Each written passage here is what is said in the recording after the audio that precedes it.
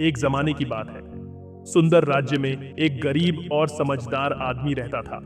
लेकिन उस राज्य का राजा भी उससे जलन महसूस करता था। और फिर एक दिन कुछ ऐसा हुआ कि देखते ही देखते वो आदमी पूरे राज्य में मशहूर हो गया। यह कहानी है सुंदर राज्य के एक समझदार आदमी की, जो जंगल से लकड़ी काटकर बेचता था और इसी से अपना गुजारा करता था। वो गरीब था, लेकिन अपनी अजीब बातों और एक खूबसूरत सफेद घोड़े के लिए जाना जाता था। ये घोड़ा इतना लाजवाब था कि सिर्फ उसके राज्य में ही नहीं, आसपास के राज्यों में भी कोई ऐसा घोड़ा नहीं था। इसी वजह से राजा भी उस आदमी से जलन महसूस करता था। राज्य के बहुत से अमीर लोग उस घोड़े को खरीदना चाहते थे। राजा ने भी कई बार सोने के सिक्कों से दाम लगाया, लेकिन समझदार आदमी किसी भी लालच में नहीं आया। हर बार उसका सिर्फ एक ही जवाब होता, ये घोड़ा सिर्फ एक जानवर नहीं, बल्कि मेरे परिवार का हिस्सा है। ये कोई संपत्ति नहीं जो पैसों के लालच में बेच दी जाए। मैं अपने परिवार के किसी सदस्य को पैसों के लिए नहीं बेच सकता। एक दिन सुबह समझदार आदमी ने देखा कि घोड़ा अस्तबल में नहीं है।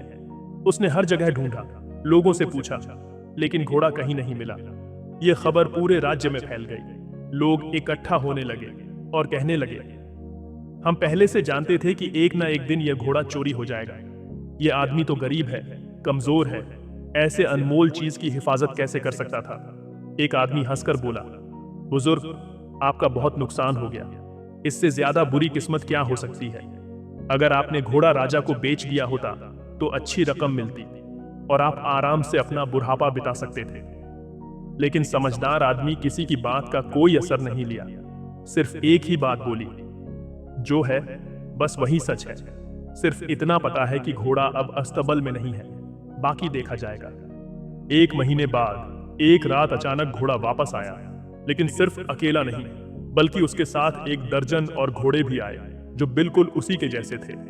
फिर से पूरे राज्य में बात फैल गई। लोग भागकर समझदार आदमी के पास आए और कहने लगे, बुजुर्ग, आप बिल्कुल सही थे। घोड़ा खो जाना कोई नुकसान नहीं था, बल्कि एक वरदान था। आपकी किस्मत बदल गई, अब आप घोड़ों के बड़े व्यापारी बन सकते हैं। लेकिन समझदार आदमी फिर भी शांत रहा।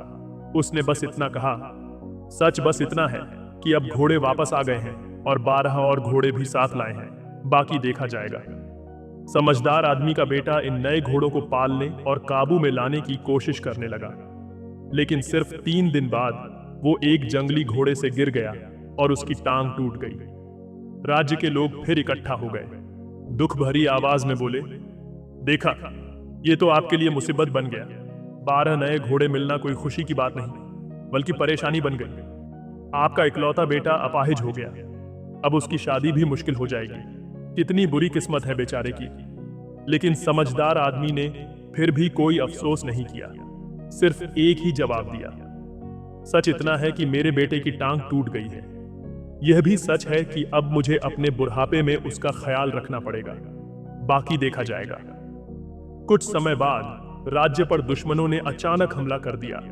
राजा की सेना कमजोर पड़ने लगी।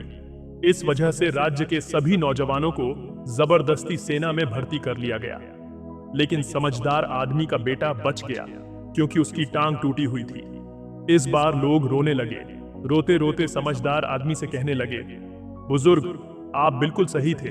आपके बेटे की टांग टूटना आपके लिए वरदान बन गया। वह सेना में नहीं गया, लेकिन हमारे बच्चों को तो ले लिया गया। अब पता नहीं वे कब लौटेंगे या लौटेंगे भी या नहीं। समझदार आदमी ने धीरे से कहा, सबसे पहले सच समझना सीखो।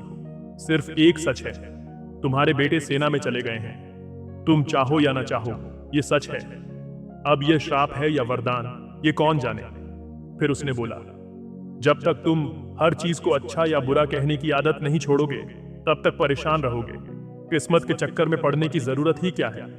अगर ध्यान देना ही है तो अपनी सोच और अपने कर्म पर दो। जीवन जीने की आदत डालो। फिर उसने आखिरी बात कही जो सबकी आंखें खोलने वाली थी, फायदा नुकसान, किस्मत बदनसीबी, ये सब सिर्फ जिंदगी के छोटे हिस्से हैं। जैसे सिर्फ एक पंक्ति पढ़कर कोई पूरी किताब का अर्थ नहीं समझ सकता, वैसे ही एक पल को देखकर तुम यह फैसला कैसे कर सकते हो कि जिंदगी अच्छी है या बुरी। छोटी छोटी बातों पर फैसले मत लो, बस ये समझो कि जो हो रहा है वह हो रहा है। तुम्हारे बस में सिर्फ एक चीज है, अपना काम और अपनी सोच। लोग तुम्हारे बारे में क्या कहते हैं, अच्छा या बुरा, उस पर ध्यान दोगे तो मन बेचैन हो जाएगा।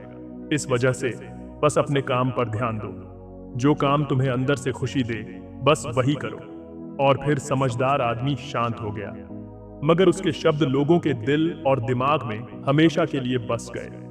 अगर आपको यह कहानी अच्छी लगी हो तो इसे दूसरों के साथ शेयर करें और अपना विचार कमेंट में बताएं। बहुत बहुत धन्यवाद देखने के लिए।